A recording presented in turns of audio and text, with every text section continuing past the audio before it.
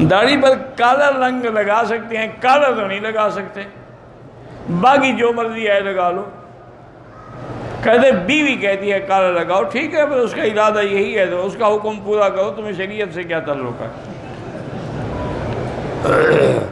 ویسے مجھے تمہاری بیوی کی سمجھ نہیں آئی، اس کو تمہاری مردانگی کا پتہ تو ہے، کالی داڑھی سے کیا طاقت بڑھ جائے گی؟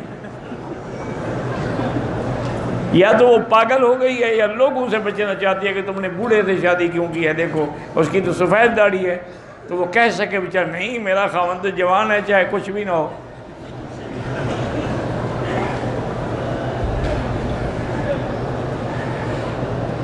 اگر کسی بوڑھی غیر محرم عورت کو کوئی جوان مرد کرسی پہ یا ویل چیئر پہ بٹھا کے طواف کرے، کوئی حرج نہیں، اللہ نیتوں کو جانتے ہیں۔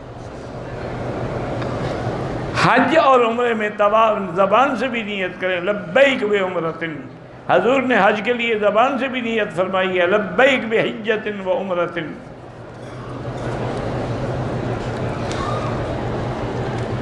میں نے بینک میں 7 سال نوکری کی، اب چھوڑ دی، وہ تنخواہ تمہارے لیے حلال ہے، تم اپنی نوکری کی تنخواہ لیتے تھے، سود تھوڑا لیتے تھے تم، اچھا کیا کہ چھوڑ دی۔ مغرب اور عشاء کی نماز معمولی بارش میں جمع حنفی مسلک میں نہیں ہو سکتی،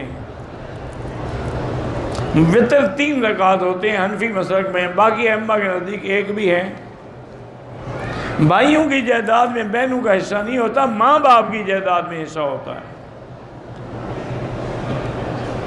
ماہواری کی حالت میں عورت مکے میں یا مدینے میں حرم کے اندر نہیں آ سکتی، باہر میدان میں بیٹھی رہے۔ عمرے کا تو چھوٹے حج کے برابر ثواب ہے، اور طواف کا ایک غلام آزاد کرنے کے برابر ثواب ہے۔ موزے پر مسا نہیں ہوتا، لیکن موزہ چمڑے کا ہو تو پھر مسا جائز ہے۔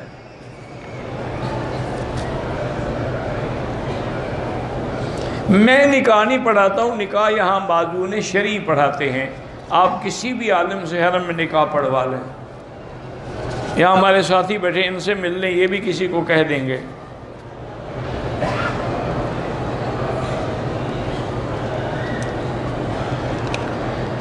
ایک مولوی کہتا ہے کہ شاہ ولی اللہ فرماتے ہیں کہ ہر مہینے تھوڑے تھوڑے پیسے اکٹھے کرو اور پھر محفل میلاد بنائیں، بالکل غلط کہتا ہے، کون سی کتاب میں لکھا ہے شاہ ولی اللہ نے؟ اتنا بڑا جھوٹ بولتے ہو۔ وہ جو ایک بہت بڑے محدث اور بہت بڑے موحد تھے،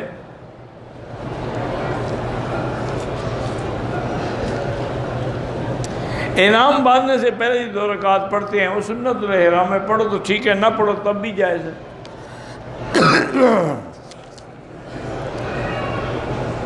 میری والدہ کو 30 سال سے سایہ ہے، اس کو کیسے پتا ہے کہ سایہ ہے؟ یعنی دھوپ میں بیٹھی ہو تو سایہ ہو جاتا نہیں، آخر وجہ بتائیں، 30 سال گزر گئے سایہ کے ساتھ، اب مولوی صاحب سے مسئلہ پوچھنے آئی ہے، باقی بھی 10-20 سال گزر جائیں گے، بی کوئی سایہ وایا کوئی نہیں خام خواہ کے لیے، دیوار کے نیچے بیٹھو گی تو سایہ ہے، نہیں بیٹھو گی تو نہیں ہے۔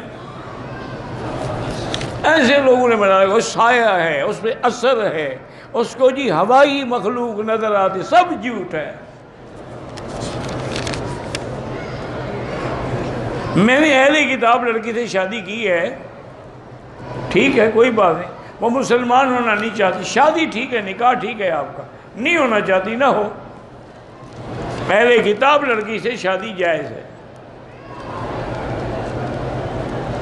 2 مہینے ہو گئے اقامہ نہیں بن رہا تو حسبنا اللہ و نعم الوکیل پڑھا کرو۔ عصر اور مغرب کے درمیان میں حنفی مسلک میں نماز نہ پڑھیں، کیونکہ ایک حدیث ہے کہ لا صلاۃ بعد العصر حتی تغرب الشمس۔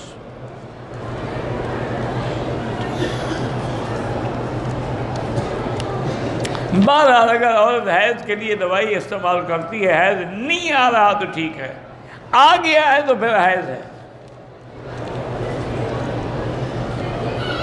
احرام اتار دیا، حجامت نہیں کرائی، پھر کرائی بھی ہے کہ صرف مسئلہ پوچھنے آئے ہو؟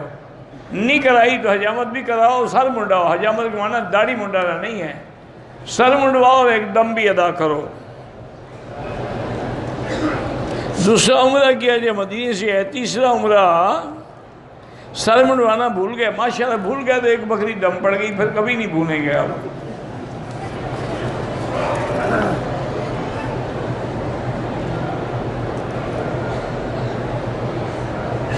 کسی کو رشتہ داری میں احتلام ہو جائے اور زنا کی تہمت کا خطرہ، اچھا کسی رشتہ دار کے گھر میں ٹھہرا ہوا تھا، احتلام ہو گیا تو ٹھیک ہے، وہ تیمم بھی کر سکتا ہے، یعنی فتنے سے بچنے کے لیے، یا بعد میں نماز قضا کر لے۔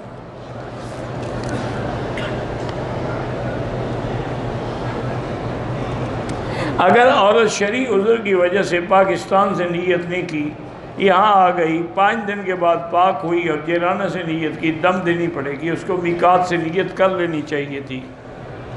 کاروبار میں پریشانی ہے، استغفار زیادہ پڑھیں۔ ایسا مسجد سے عمرہ ہو سکتا ہے؟ ہاں ہو سکتا ہے۔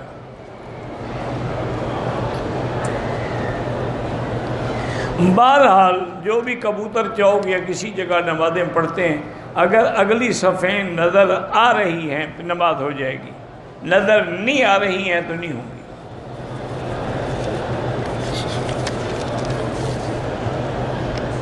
عمرے میں حجر اسود کا بوسہ سنت ہے، باقی لڑائی جھگڑا نہ کرو۔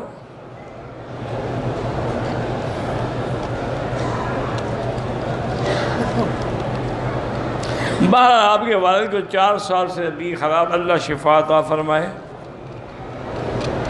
جیرانہ سے عمرہ کرنا ضروری نہیں ہے، کریں تو کیا کر سکتے ہیں۔ پسند کی شادی کرنا چاہتے ہیں، روحانی رکاوٹ آ رہی ہے۔ روحانی رکاوٹ کیا ہوتی ہے پہلے مجھے لکھ کے سمجھائیں، پھر میں علاج بتاؤں۔ بد نظری کا علاج کیا ہے؟ لا حول ولا قوت الا باللہ۔ ہمارے گھر میں ہر وقت لڑائی ہوتی ہے، لا حول پڑھا کرو۔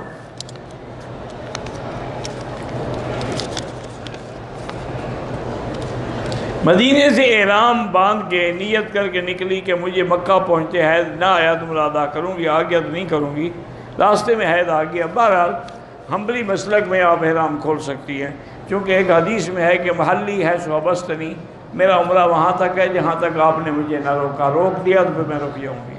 حنفی مسلک میں تو دم ہے، امام صاحب سے کوئی رعایت نہیں کرتے۔ اللہ اوپر ہے، یعنی آپ جب دعا کے لیے ہاتھ اٹھاتے ہیں تو نیچے اٹھاتے ہیں یا یوں اٹھاتے ہیں؟ تو یوں کیوں اٹھاتے ہو؟ آخر اللہ اوپر ہے تو یوں اٹھاتے ہو۔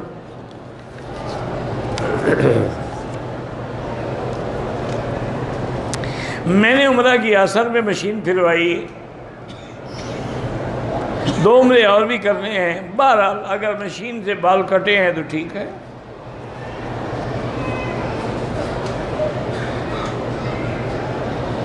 آپ کہتے ہیں کہ سورۃ الرحمن پڑھا کریں شادی کے لیے، حدیث ہے؟ نہیں، حدیث نہیں ہے، یہ بزرگوں کا تجربہ ہے اعمال قرآنی سے۔ جیسے فاتحہ شفا ہے، الرحمن بھی ارائس القرآن ہے۔